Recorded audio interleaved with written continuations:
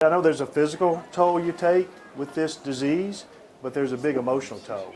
And that's kind of what I want to talk about right now a little bit. Just, I got a couple of notes here just to help my memory, but basically what happened, my youngest son, well, my middle son, he was 18 years old, had a detached retina, and we had no idea what that is, what that means at all.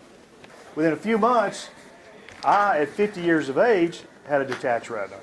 And I guess actually within 2 or 3 years, your retina, our daughter's retina detached. So this all happened quickly, and we went to our local physicians, and all they did, they repaired the retina, but we lost our vision in that eye because we lost that macular vision with that tear.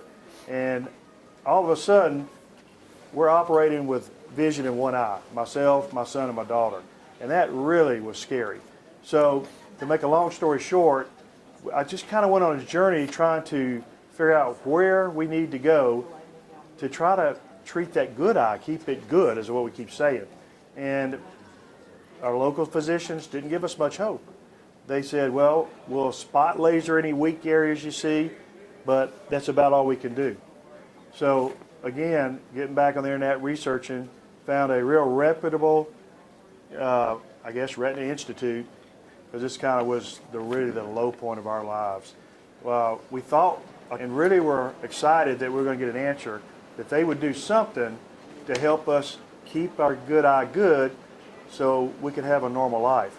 Because I'd lay awake at night just worried about my kids, because all I could see is they are in their teens and their 20s, and they're going to be blind. They're not going to be able to work. They're not going to be able to, read a book, watch TV, and it was just very, very, overwhelming, Met this physician, we thought we were going to get an answer, and he looked at Chris, my son, and myself and said, well, there's not a whole lot we can do.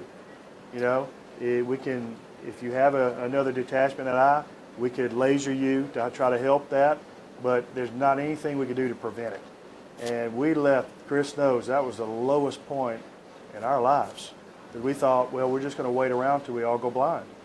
And, it was very depressing. Chris went through some depression, and I was watching him deteriorate, and it just really hurt.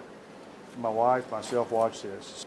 And then this is where I want to kind of tie the whole story and end it, was for the first time when I met Dr. Morris, you gave us hope. Because basically, instead of saying there's nothing we can do to prevent that eye, he said, look, I'm going to give you a better chance that eye's not going to detach. And here's how we're going to do it. And through a whole series of surgeries and trips up here for myself, my 2 sons, and my daughter, and even our grandkids, we all feel like now we got a chance to really have a normal life.